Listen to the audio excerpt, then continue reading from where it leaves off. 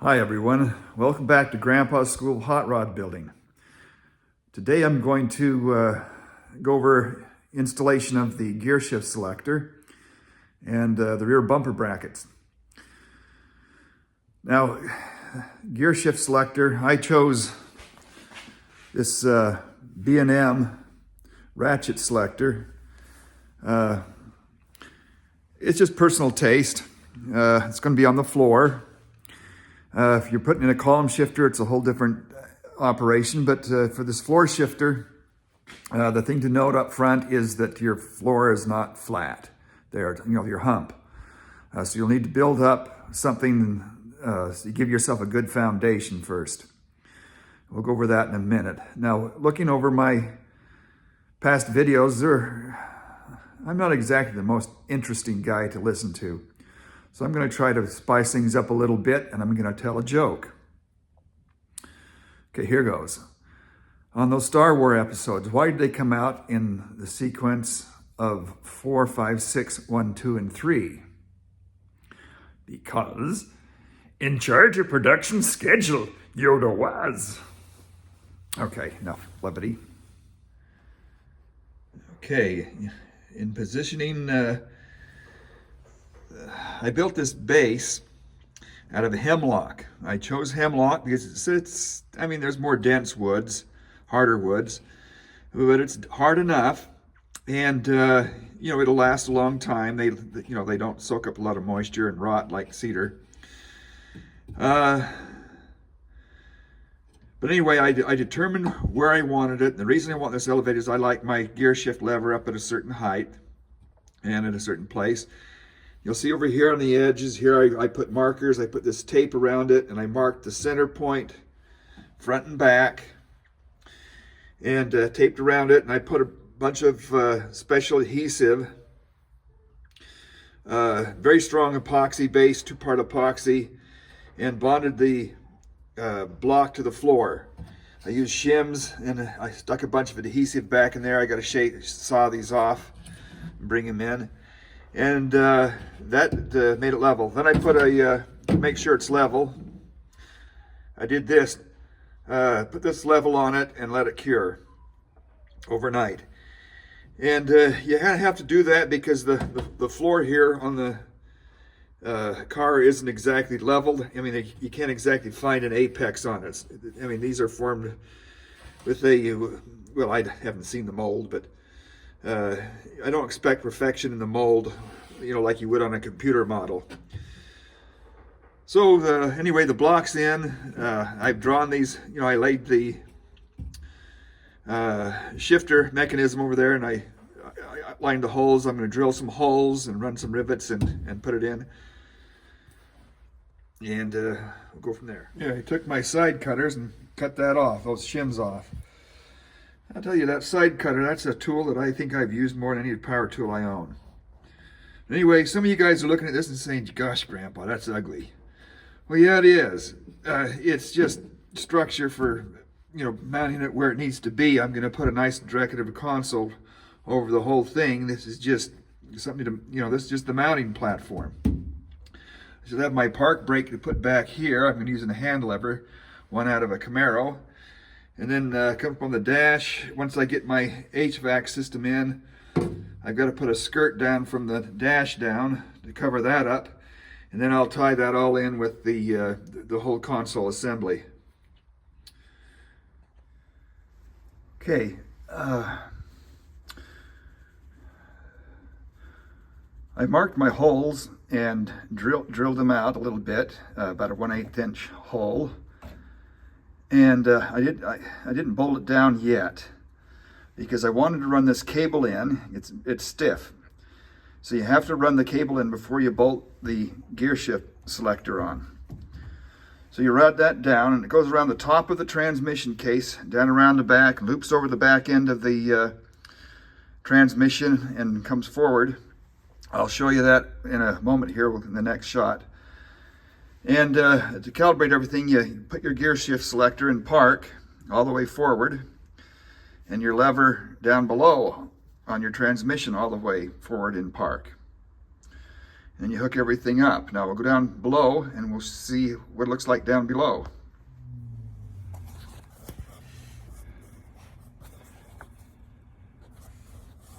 Well, you can't really see very well. This is the cable coming down from the top of the gear shift selector, and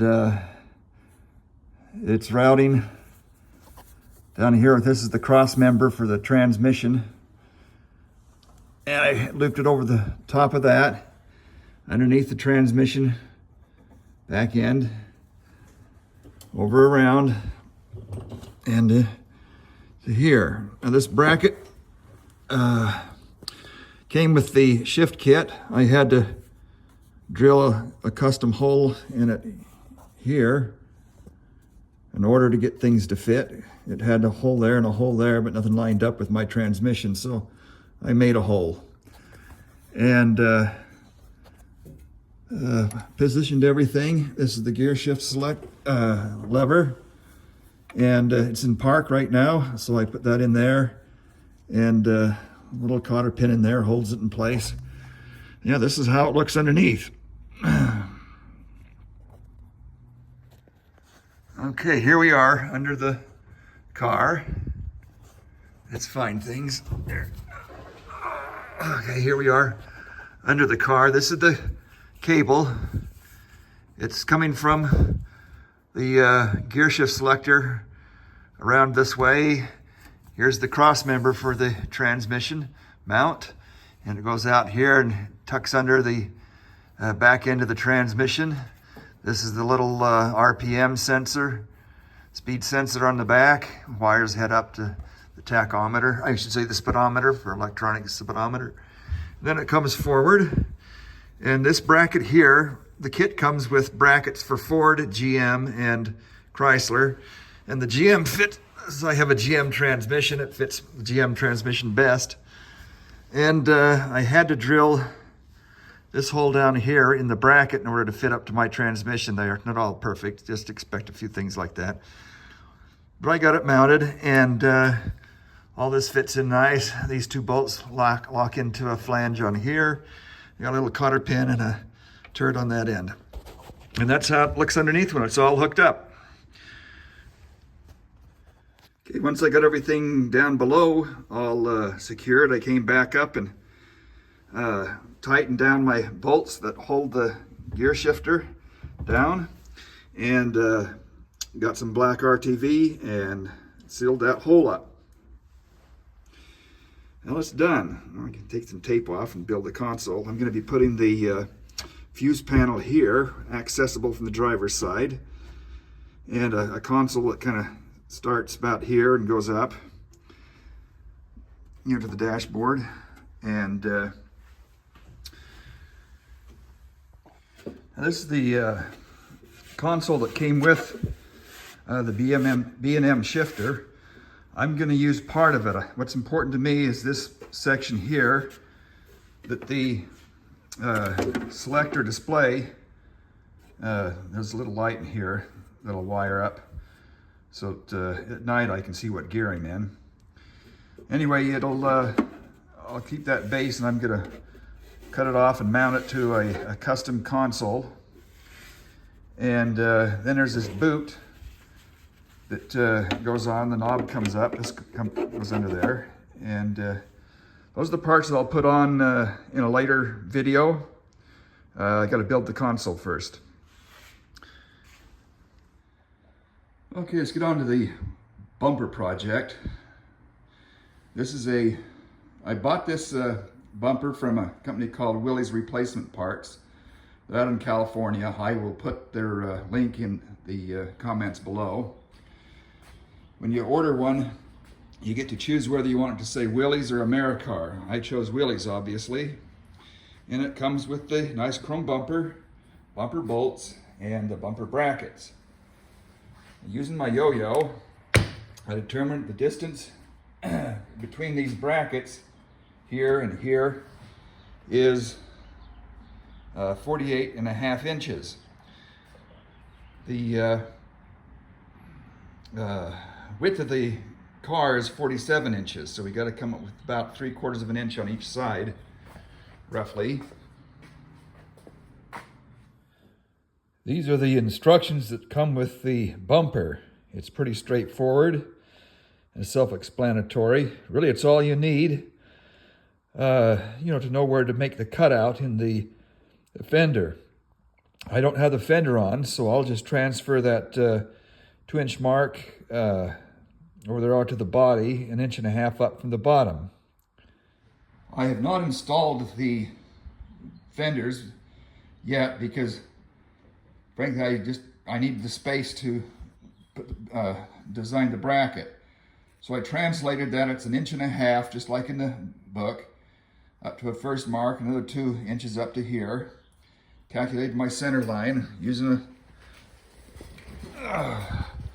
one of these, my little pocket, called a pocket level. I drew the line straight across there and did something similar here. Now, these holes already exist. One there and one there. And this one is about 3/16 of an inch higher than that one. I used my measuring tape to make that determination. And these were existing holes. I enlarged them for a 3/8 bolt. They were these smaller holes originally, probably for clipping on wire harnesses or brake lines or who knows what else. Since this is aft of the rear tire, I'm pretty sure it was for wire loom. Okay, here's the bracket installed. It's not the prettiest bracket in the world. It's what I would call a prototype. But since it's a non-visual item, I'm just going to leave it as is rather than try to rebuild anything. There was a few things along the way that, you have one of those Homer Simpson moments, you slap your forehead and say, "Do," But what I'll do is I'll put a corrected drawing on a PDF file and I'll put it, attach it here so that you can download it if you want to build something very similar to it. It worked for me, and the drawing that I'll put on there will work a lot better for you. Okay, and that well, as you can see from the bird's eye view, the bumper doesn't exactly follow the same contour as the car's body. But it is a reproduction part, so maybe that's the way it was built on the original cars. I don't know. I don't have any reference to go with. That's it for today, guys. I think in the next episode I'll put the rear fenders on. That should be interesting. So till then, just enjoy yourselves. Be safe. Bye.